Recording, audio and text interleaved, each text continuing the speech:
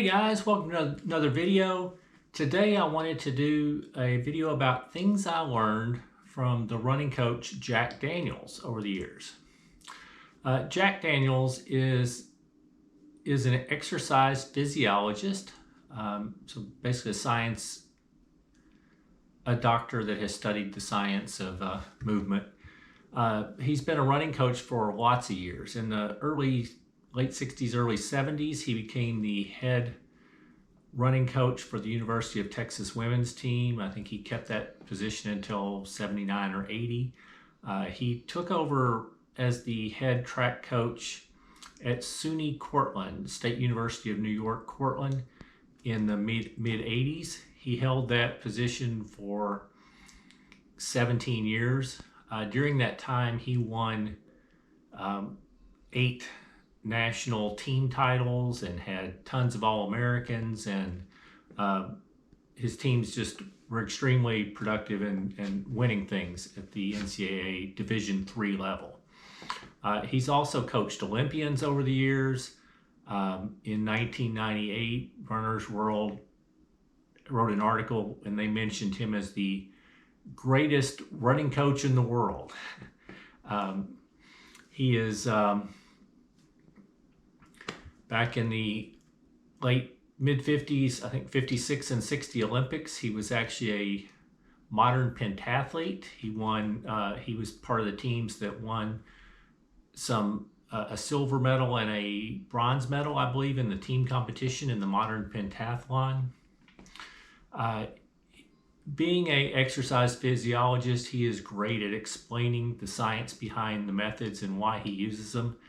For instance, he is really good at explaining why the different training intensities, doing threshold runs or reps or intervals, the different quality sessions are very important. He also does a lot of explaining as to why you don't need to do all of your training at hard intensities. And he'll explain and show most people that they're running a lot of their easy runs too hard. He offers very extremely sound advice on training. I recently took the RRCA coaching certification course, and they actually brought up his training methods and mentioned him multiple times throughout the course. I first got his first book that I think came out in 1998 called Daniels Running Formula. He was already coaching some Team USA members and it was well into his SUNY Cortland time where he was winning national championships when he wrote this book. Me being primarily interested in marathons at the time, I found the programs in here a little bit too difficult. They called for, I couldn't figure out how to follow the program and not run like at least 65 miles per week. Back in those days, I was getting injured if I ever ran over about 40 miles a week. So I never really followed the programs. But I will say that I learned a lot. Learned a lot of good tips on pacing. I learned a lot about different types of intensity quality sessions. Like I didn't really understand before this book the difference between reps and intervals. Intervals usually have the shorter rest time between efforts, and the reps you go really hard, but then you take a long, almost about fully recover before you do the next rep, and they benefit you in different ways.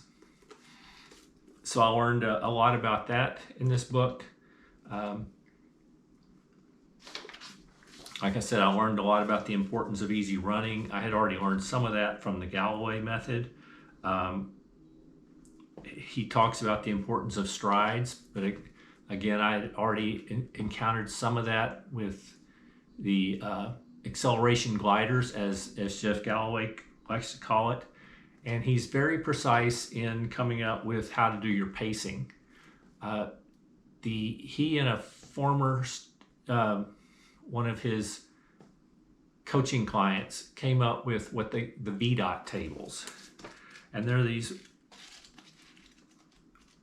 this wonderful system that, this is it in the original book, that you can take a current race result and you can estimate what an equivalent race result would be at different distances. For instance, if you've run a recent 10K, you can see what a comparable distance is for the half marathon and for the marathon. And if you properly trained based on your current condition, you should have a shot at running close to those times. They also use the VDOT tables and help you estimate what your easy long run pace should be, what your tempo pace should be, what pace you should run your intervals and your reps at, and your tempo runs, all that stuff. And I have found it extremely valuable. I just think it's really well done, and it really is very close in its estimates as to what you need to do. So summarizing, the things I've learned the best is the pacing. The VDOT tables are wonderful. I learned a lot about the physiology of the difference of the different types of runs from Jack Daniels. Now, I will say, like I said, that first marathon book, I found that the training programs were too hard for a marathon, and he really didn't cover ultra marathons. Well, he's now written 4 editions of the book. I also bought the 4th edition of the book. Now, I actually just bought that on a Kindle, so I don't have the actual physical book. But reading through there, he now has what he calls a novice marathon program, which I could probably follow that one. It starts off the first 8 weeks. You're running 3 to 5 days per week. He recommends really running 4 or 5 days a week. And then the last 10 weeks of the program, the 18-week program, you're running 5 days a week. It still has quite a bit of quality sessions.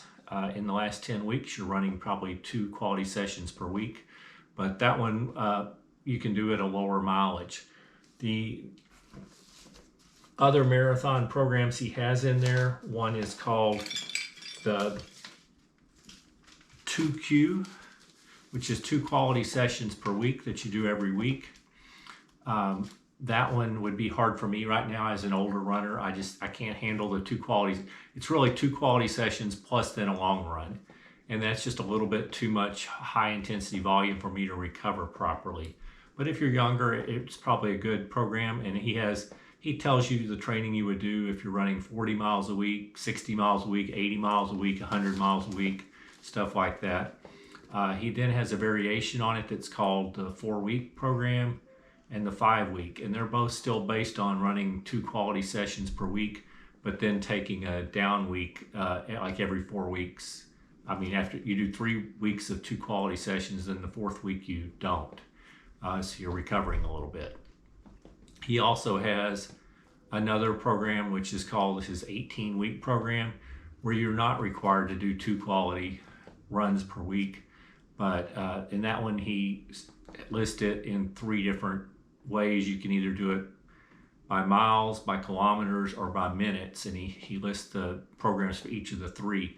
But he recommends not doing that program unless you're running at least 100 miles per week. So he is very used to working with high-end athletes. Like I said, the only program that I think I could still do is maybe his novice program. So I tend to not follow his exact programs, but I still find the teachings on the different training modalities and how to execute things, and his pace charts are just amazing. As far as ultra marathons, he never really wrote much, but in this latest book, he does have a chapter on ultra marathon running, and I think he used to coach Magna Boulet, and he had her come in and write the chapter and talk about the modifications that she's made in order to apply his principles to ultra marathon training. It's interesting. Anyway, I really enjoyed the books. I find his methods really excellent. They're just not necessarily for an old guy like me who can't handle the intensity, but I will link down below. There are a bunch of talks with Jack Daniels on McMillan Running's YouTube channel. So you could go actually see him speak about different topics. And I will also link in my description the VDOT table, where you can go in online and type in a recent race performance and then get an estimate of what you could do other races at and get what he says are the correct paces. Anyway, I hope you found this interesting. If you like the information, please consider hitting the thumbs up, the like button. If you're interested in any more of my content, please consider subscribing to my channel. And other than that, I hope you're having a great day and keep moving.